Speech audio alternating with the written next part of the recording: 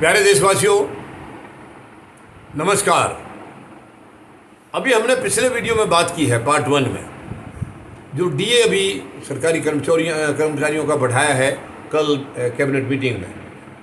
अब ये एक 6 मंथली एक प्रोसेस है और ये एक पॉलिसी डिसीजन है। केवल उसको लागू करने के लिए वो कम ज़्यादा कितना करना, ये ऑलरेडी एक इन प्रिंसिपल एक्सेप्टेड है कि 1 जनवरी और 1 जुलाई से ये डीए दिया जाएगा। डीए मतलब डीएनएस अलाउंस जो है वो कर्मचारियों के लिए है और डीएनएस रिलीफ जो है वो पेंशन भोगियों के लिए है। ये पहले से निर्धारित है। ये केवल कैबिनेट मीटिंग अप्रूव ये करती है कि बढ़ाना कितना है वो फैसला कैबिनेट लेती है। अदरवाइज ये पॉलिसी डिसीजन है, ऑलरेडी एक्सेप्टेड है, ऑलरेडी सैंक्शनड है। केवल अमाउंट इसमें डिस्कस किया जाता है और ये कोई एहसान नहीं है सरकार का, ये है महंगाई से लिंक। यानी जो सैलरी एक एम्प्लॉय को 1 जनवरी से मिल रही है और आने वाले 6 महीने में वो महंगाई जितनी बढ़ गई है, उस महंगाई का असर ना पड़े उनके ऊपर, इस वजह से उसकी एक परसेंटेज है, बहुत वो एक लंबा चौड़ा फार्मूला है, उसको हम यहाँ डिस्कस अभी नहीं कर पाएंगे इस वीडियो में, लेकिन एक फार्मूला है।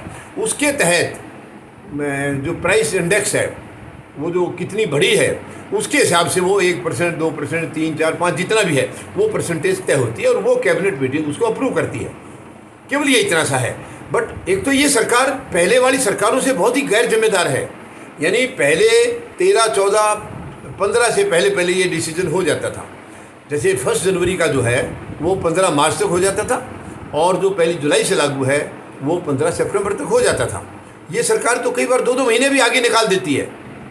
पहले भी किया इन्होंने अच्छा, और ये का इस महीने का भी आप देखिए 28 सितंबर को कल इन्होंने कैबिनेट मीटिंग करके अप्रूव। जब एक इन प्रिंसिपल एक एक्सेप्टेड है, केवल उसका अमाउंट बताना है और मिलना उसी डेट से है, तो क्या दिक्कत है? क्यों उसको टाइम पर नहीं कर देते? नहीं करेंगे ये, क्योंकि इनको कुछ ना कुछ बेनिफिट लेने के लिए उसको इवेंट बनाते हैं। ये बड़ी शर्म की बात है। इस सरकार की बहुत गंदी नीति है ये।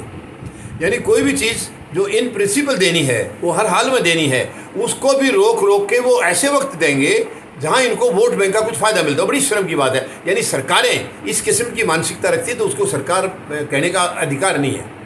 वो सरकार नहीं है, वो तो केवल एक व्यापारी सरकार है, वो तो एक सौदेबाजी सरकार है। यानी आपके पास आप सत्ता लेके बैठे, चाहे आप गलत तरीके से लेके बैठे, तो आपको जो नॉर्मल इन प्रिंसिपल जो चीज़ें हैं देश में, उन्हें टाइम से लागू करना है। उसको आप एहसान के तौर पर दिखाते, जैसे आप घर से अपनी ज़मीन बेच करके ला के दे रहे हैं। ये बड़ी शर्म की बात है।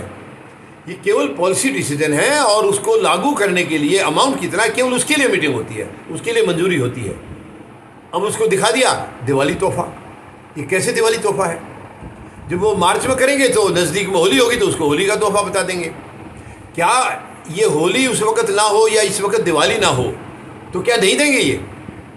यानी सरकार से मैं पूछना चाहूँगा, अगर दिवाली अभी सपोज नहीं आ रही होती नज़दीक, तो क्या आप नहीं देते इसलिए, कुछ कैंसिल कर देते, छोड़ देते? क्या ये दिवाली की वजह से दे रहे हैं या पिछले 6 महीने में जो महंगाई की दर बढ़ी है उसकी वजह से दे रहे हैं? मैं केंद्र सरकार से, खुद प्रधानमंत्री महोदय से पूछना चाहूँगा, ये चीप पॉपुलरिटी बंद करिए। ये महंगाई की जो दर बढ़ती है उसके हिसाब से दिया जाता है, ना कि दिवाली और होली को देख करके। और एहसान मत जताइए, एहसान नहीं कर रहे हैं आप, एहसान जता रहे हैं हम तोहफा दे रहे हैं। शर्म की बात है। धन्यवाद। जय जवान,